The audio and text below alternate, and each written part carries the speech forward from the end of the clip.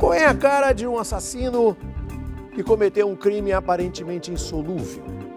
Vem aí uma tecnologia capaz de revolucionar as investigações de crimes no Brasil. É o exame de DNA, o uso da genética que já inocentou um homem que cumpriu 10 anos por um crime que não cometeu. E também identificou o responsável por pelo menos 50 estupros no país. Dentro do laboratório, o perito colhe amostras de DNA em um pedaço de madeira encontrado no local de um crime.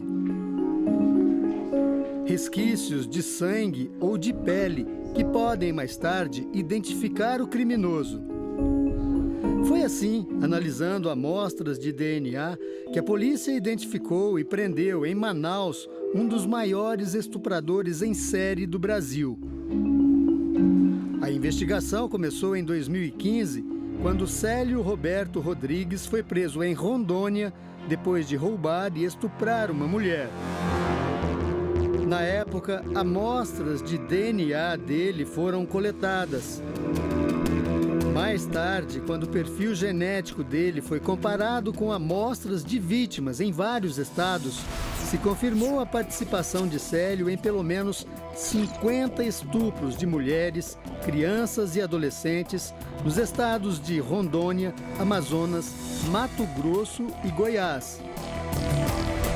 Algumas cidades onde ele atacou ficavam a mais de 2.000 quilômetros de distância, o que dificultava a solução dos crimes.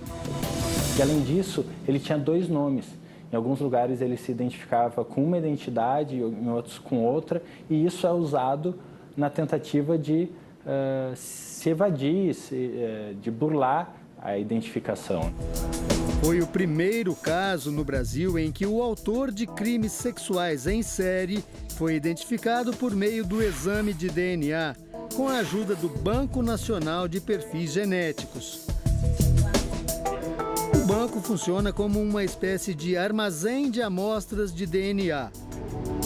Esses perfis genéticos podem ser de pessoas conhecidas, que são ou de sentenciados pela justiça criminal, condenados por crimes violentos, ou suspeitos cuja justiça tenha determinado a identificação por DNA. Essas são as pessoas conhecidas. Também a gente tem perfis genéticos oriundos de vestígios de local de crime. No caso do Amazonas, Célio Roberto Rodrigues já tinha passado pelo sistema prisional e teve o DNA coletado ainda no presídio a pedido da Justiça. As amostras de DNA coletadas nos presídios são analisadas e processadas nos laboratórios de biologia e bioquímica, como este do Instituto de Criminalística de São Paulo. Aqui, a partir destas amostras, são gerados perfis genéticos para cada preso. Esse perfil passa a fazer parte de um banco nacional, ou seja, se um dia o preso que forneceu a amostra for suspeito de algum crime em qualquer parte do país, o perfil genético dele pode servir para identificar, confirmar ou descartar a participação dele. É a ciência e a tecnologia a serviço da investigação. A coleta é feita com essa espuma chamada de swab ou com um algodão. Primeiro ela é colocada na parte interna da bochecha. Depois as células colhidas são transferidas para um papel especial que faz parte do kit. Em seguida, o material coletado é guardado nesses pequenos tubos. E aí depois a gente faz os procedimentos de biologia molecular e de engenharia genética que vão permitir obter o perfil genético do indivíduo que deixou as células aqui nesse material.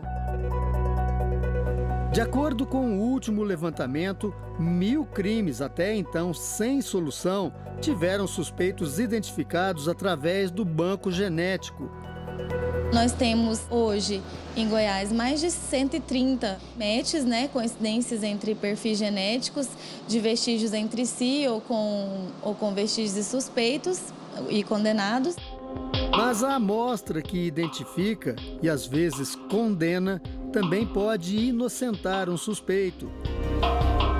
Foi o que aconteceu com Israel de Oliveira Pacheco. Ele foi preso em 2009, no interior do Rio Grande do Sul, acusado de estupro. Na época, ele havia sido reconhecido pela vítima. Mas, no fim do ano passado, um laudo pericial indicou que as amostras de DNA encontradas no local do crime eram incompatíveis com o perfil genético dele. Diante das novas provas, a sentença foi anulada pelos ministros do Supremo Tribunal Federal.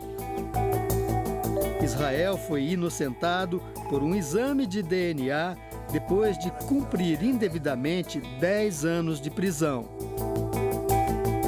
Israel não é o único exemplo de suspeitos que foram inocentados graças às amostras de DNA guardadas pelo Banco Nacional de Perfis Genéticos. Existe um caso, por exemplo, de um suspeito que foi reconhecido por 8 vítimas como um agressor delas e pelo banco de DNA a gente mostrou que ele não era o agressor. Esse é um aspecto muito importante do banco de dados, porque essa prova científica, ela não busca apenas detectar que aquele suspeito é o criminoso. Não, ela busca a verdade. A busca pela verdade através do DNA é realidade em vários países do mundo. A China tem o maior banco de perfis genéticos, com mais de 50 milhões de amostras. O Banco dos Estados Unidos armazena mais de 13 milhões e meio de perfis genéticos de condenados. Já o do Reino Unido, 5 milhões de amostras de suspeitos de cometerem crimes. No Brasil, o banco possui 17 mil perfis cadastrados. A meta é chegar a 65 mil ainda este ano. Mas existem algumas dificuldades para se fazer a coleta de todos os presos condenados. Hoje a lei é extremamente restrita, prevendo a coleta de material biológico apenas dos condenados por crimes hediondos ou crimes muito graves cometidos com violência contra a pessoa. Para cumprir essa meta, seria preciso coletar mais de 750 mil perfis nos próximos 3 anos.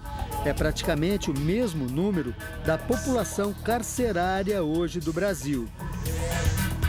Uma missão árdua, mas necessária para que essa tecnologia seja realmente usada a serviço da investigação.